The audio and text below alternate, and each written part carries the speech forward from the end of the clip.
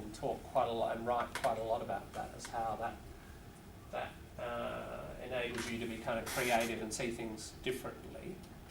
But you should also emphasise the fact that you're culturally developed in terms of here, so that you can understand how people think here, but you've also got this other perspective. I think that's going to be quite... Really, coming here and adapting shows enormous number of these skills. For example, all sorts of problem-solving things that you've been engaged in, arriving here, sorting things out, cultural problems, physical, logistical problems, etc. Self-management while arriving and going through the migration experience. There's quite a lot. I wouldn't don't have as your only thing, but it is quite, if you look at this list and just think about that process that you've gone through, things like resilience, the ability to I think I've talked about this word the other day, negative things come at you and you're strong, you stand up, you survive. So that's becoming increasingly valued as a personality skill, personality trait. Liaising means working together with stakeholders, people who have an interest in whatever project you're doing, and sponsors. Using a range of business communication methods. It could be all kinds of things, meetings, pamphlets, Skyping, etc.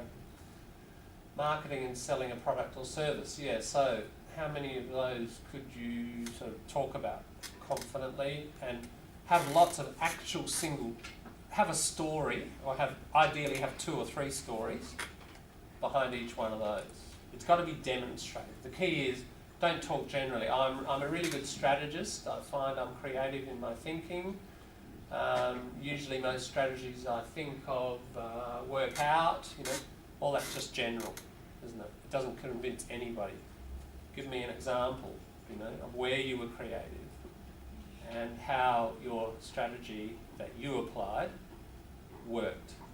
So lots of anecdotes. We've talked about why you don't use anecdotes in another genre, essay genre. Here, absolutely fill your interview responses, especially in the interview, with anecdotes. You probably haven't got a lot of space in your written application for a lot of anecdotes, although you should squeeze a few in. But yeah, especially for interviews, have them ready. So, that's a big task, really, going through all of that. These are called the employability skills. How many are there? 8 or 9? 2, 4, 5. I always forget. 8. Right, there are 8. What year is this? 2006. Because there is a new... I thought there was one on culture. But it might be reflected there in the latest versions. So that might be a bit old. But yeah, so that may be quite different from previous job seeking processes where you have to get, the focus is on skill. And, in interviews they'll really be looking for this sort of stuff. Everything you write, everything you say should be demonstrating 1 or 2 or, a good answer can demonstrate about 3 or 4 of those things at once. And that's not that hard.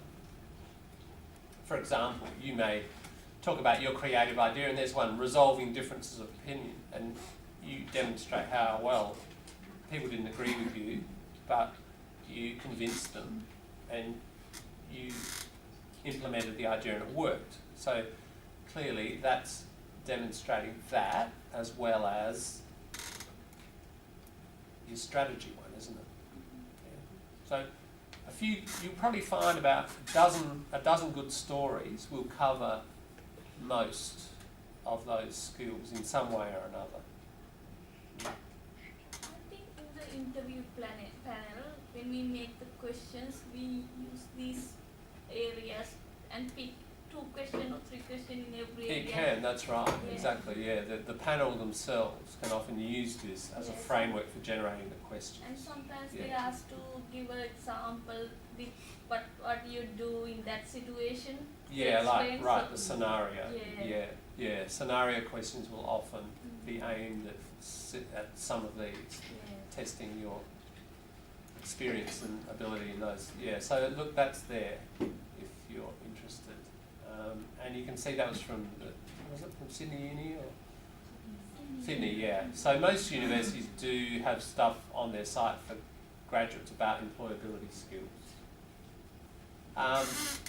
So in terms of further pathway, there's now, what do we call it now? Keeps changing its name because of the funding. Certificate 4, job focus. That's the old Interlink. It used to be called Interlink. We run it here at this school. It's for migrant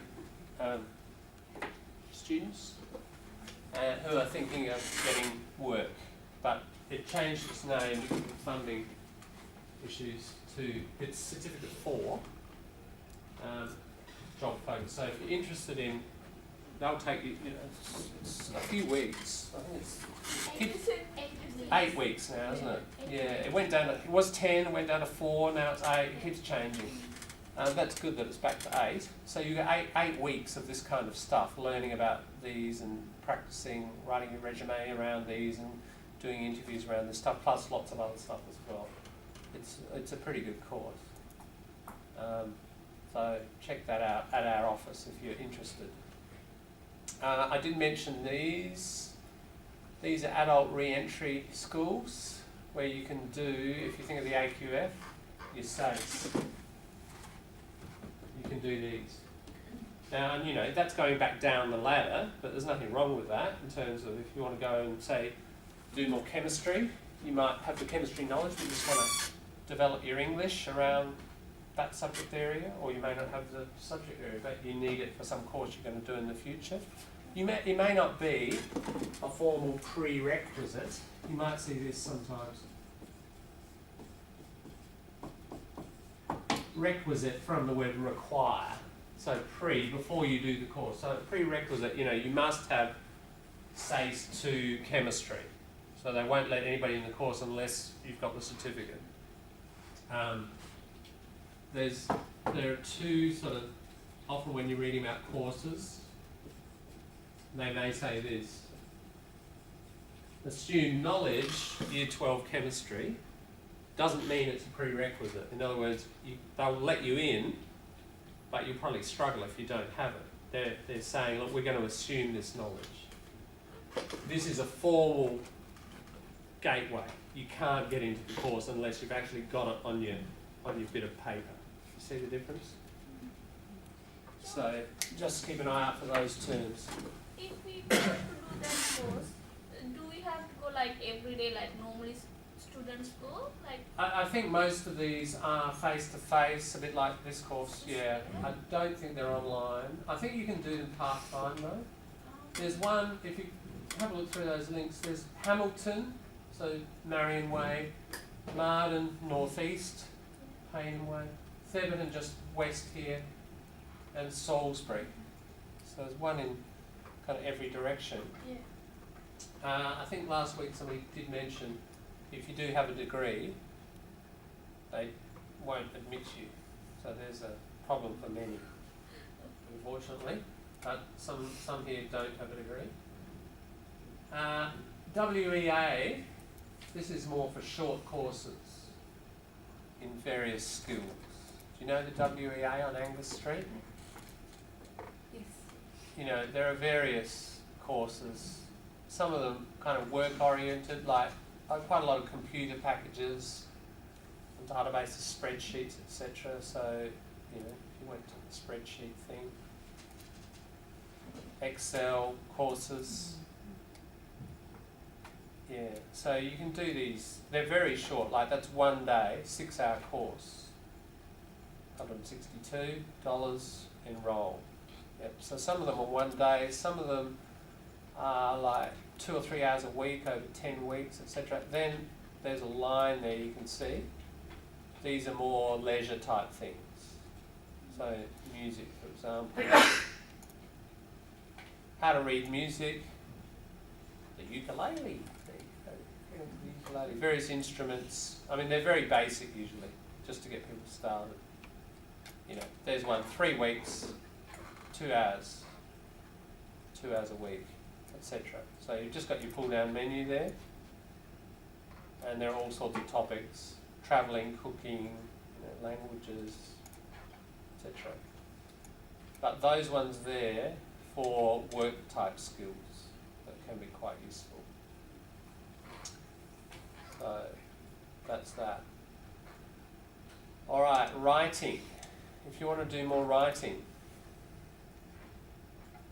a few people have gone on from this course to do this one, and they've come back with quite good reports. This is the whole this is an advanced diploma of professional writing. So this is people, who want to be journalists or authors or whatever, publishers, editors. So it's fairly detailed, and there are the topics there: writing articles for publication, editing and presenting manuscripts, editing for publication, etc. Writing reviews, promoting your writing. A lot of it's quite like writing for film or television, writing for online environments, so making web pages and writing for web pages. That may suit you, may not. Now, you may not want to do the whole thing. Yeah, somewhere in there, I'll just go in there again. You can do some of the subjects. The short course list. Okay. No.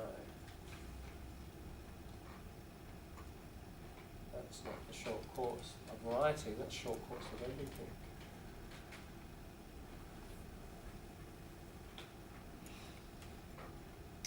They used to have a list of, within writing, there are several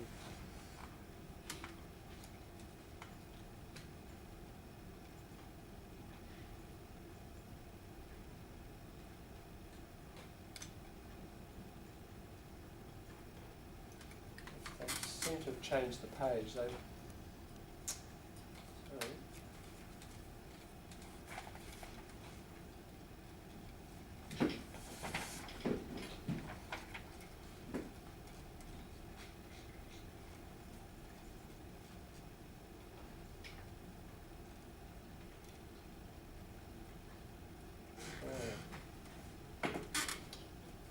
No, there is actually a breakdown of subjects in this. I don't know, they've changed it unfortunately to just this list.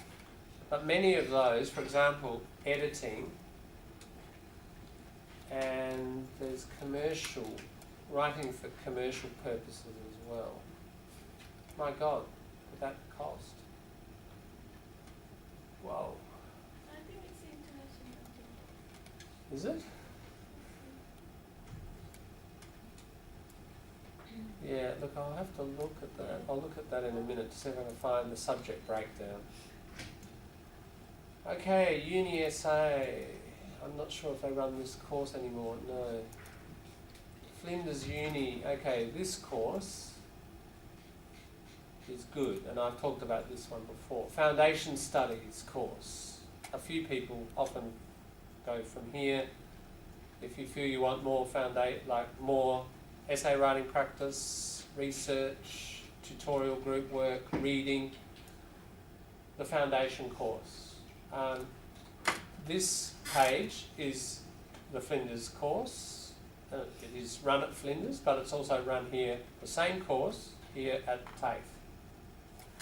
And at TAFE it's Tuesday, last few years it's been Tuesday and Thursday, and I think it's 3 hours and 3 hours. And they have a lecture for the first hour, and then you go off and you have a 2-hour tutorial. So it's not many hours per week. Basically you have to read an article before you go to the lecture for each. So 2 articles a week, and they'll be on quite specialist areas like the philosophy of art, the ecological effects of tourism in certain areas. They cover a very broad area. They try to cover most key areas to spread around the interest. And then you have to write little papers for each one. So it's quite a lot of writing per week, a couple of pieces a week, plus an essay. So it's probably more writing than this course. But you'll be in a tutorial group. I'd say it'd be 70% Native Australian, 30% non-native. So it's a kind of good mix in terms of getting you used to working with native, conversational groups in tutorials. So yeah, I taught it when it first started here about 5 years ago. It's a pretty good course. Open University courses are online university. So if you can here, you can search and look up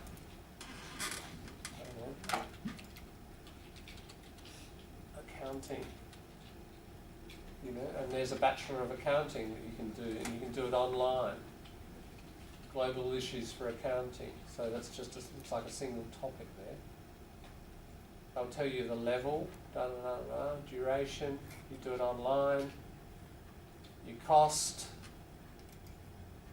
you can go shopping. I'll have that one, please. Alright, and you can do whole degrees online, and what I said before is still exactly true for an online degree. If you did that, it's at the University of South Australia. You could get that unit and get a whole lot of units that adds up to a degree, say at Uni SA. You put there, well, I've got my Bachelor of Accounting, Uni SA. You don't need to put online, you can if you want, but even if it is online, an employer is not going to, think it's any worse or any better than any other degree. So Open Universities lists, I think, pretty much all online university courses, and graduate, postgraduate, etc. You've got diploma level and so on. Of course, that's available anywhere in the world. In fact, I know some ex-students are in China, and they're doing units through Open University. So, online environment is really good. My master's was done by distance. It was just pre-internet, early 90s. So it was all by mail. I never met my lecturers. I did my master's. It was really good because you don't have to go to lectures, no tutorials, where you sit and listen to somebody blah, blah, blah going off the topic. I mean, tutorials, the efficiency of most tutorials is pretty low, I always found. But how? More than half the people haven't done the reading, and some character, thinks they're very intelligent, goes blah, blah, blah, and it's totally irrelevant. And most tutors, the people who lead the groups, are not sort of, decisive enough to sort of bring it back to the topic. And so all that sort of thing, running around inside the libraries that I used to do for my face-to-face degree. No, they send you the package. So these days it's even better, it's online. So in terms of time saving, and of course you don't have to go on Tuesday at 10 o'clock, it's all just when you want to, so you can work and do your study, and I found it so much more effective. Sorry. But how did you do it, like tutorials without at the moment my husband is doing Open University, but their tutorial is like a Skype. They're chatting, right. And then they are doing the tutorials, but Yeah. for you, without internet, I can't imagine, how did you do No, it there on were the no phone? tutorials. No There just tutorial. weren't any. Yeah. Just a package and So, self-study. Yeah. So if you had a problem with what you're reading or whatever, you just rang the lecturer, because I don't think there was even email. No, there wasn't. Yeah. So now, of course, they have their own little chat rooms and so on for the subject. Yeah. Now, I recognise that this sort of thing, some people feel, it's too hard because there's not that face-to-face connection with other students or lecturers, and that may be true at this point. But in a year or two, even, it won't be, and it will always exist into the future. And you might get out and work and develop your skills, language, and other skills to the point that it's worth having a go. And the other thing is, with all the courses, online or not, one thing I suggest to people, if you're thinking, can I do it or not, start the course and just enrol, if you're not sure, just enrol part-time. Do one subject instead of the 4, you know. As we say, put your toe in the water, feel the temperature, you know. And if you find, oh, this isn't so bad, you know, and actually the reading load, I'm surviving, I reckon I can do another one. So next semester do 2, or if it's really easy, you know, you do the full 4 or whatever. But you could do similarly with the online. Start, because the online environment, you know, has its issues, and you think, oh yeah, this is working. Don't actually need the face-to-face. My lecturer is responding to my questions, or the other students in the chat room are giving me what I need. Then take on more. That's often a good way of sort of easing yourself into study here, is try the part-time model first. Yeah. Let's jump down to, look, there is this thing, I don't know how effective it is. If you've got a degree, you can register yourself with the South Australian government, and, you know, if they're advertising a job and it matches with your qualifications, they contact you. But also you can find out what jobs are sort of going in the public service. So that's that website there. The job guide. Do people know the job guide? This is kind of useful for career planning and thinking. We'll spend a few minutes on this one. I'll just show you how it works, and then you can explore it. So if you open that up, you get this. Go for the graphic one. It's just clearer. There's the job guide, and we'll go over here to search. Search the job guide. Anybody got a job you'd like to look for? You've got 3 ways. You can look alphabetically, you can type it in there, or if you're not sure of your job, you can select, well, I want to work with metal and electrical, and I want to be creative, and I want to, you know, be in the industrial area, etc. And then you search, and it comes up, suggests a job. All right. Just forget that for a moment. I'll just refresh that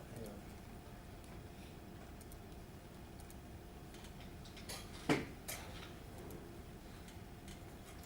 Alright, search the job guide. So we're in here. Anybody got a job? I'll just look under P then, alright? There you go, petroleum engineer, alright? I know you all want to be petroleum engineers, that's why I picked it. Alright, so if we go in there, it tells us what the petroleum engineer does. And it says, you know, study geological information to determine what kind of drilling equipment, whatever. Lots of tasks. It lists specialisations. It lists personal requirements, the sort of personality you need or the skills you need, and then it's got a list of related jobs. And that sometimes, that's useful, because often you have a name of a job, especially in another language, English. You might not know the names of related jobs, or you mightn't have thought of, oh look, there's actually geophysicists or geologists. Yeah. Look, have a look right down the bottom also. This is important, the courses. If you like the sound of that, click on South Australia. It's got the information in South Australia, and look there, you've got 9 courses that it suggests. If you click on one of those, Bachelor of Engineering Petroleum, it doesn't actually take you to the website, unfortunately. I find that is a bit of a problem. It would be nice if it took you to the website. But you do get the title of the course, and it's at Adelaide Uni, and you could just cut and paste that, put it into Google, no doubt you'd get the Adelaide Uni website. So there's information in there. It also, the last thing, important, this stuff. usually lists professional associations that are relevant. So the Australian Petroleum Production and Exploration Association, Engineers Australia, so it would be important to join that association. That looks really good on your CV. If you've already joined, you don't have to be working, you just have to be qualified. They'll tell you they continue to put out material about the industry, about the changing skills, this whole, about the economy in relation to your profession. You'll learn a lot. It'll help tune into your profession and job opportunities and so on, learn about companies, whatever. I think those are important groups to join or at least contact. Often even meeting, they have meetings, go along, start meeting with other engineers and talking and start networking really. That's where you start your networking stuff. Getting to know people who go regularly to these things. And letting them know that you're available for work and giving them contact details. And you never know. 2 weeks later somebody sends you a Facebook message saying, actually I've heard about this job going, da da da. 80% of jobs are got through that sort of networking. So those sorts of groups are obviously a really important starting point. Interlink will help you with that whole networking strategy. They do quite a lot on how systematically to build your network. And it really is, you have to be doing it systematically. It's a long-term thing. It takes months or years to build. So have a look through there and just explore the job guide for a minute, and then I'll show you one other similar site that's got a bit more statistical information on it about particular jobs.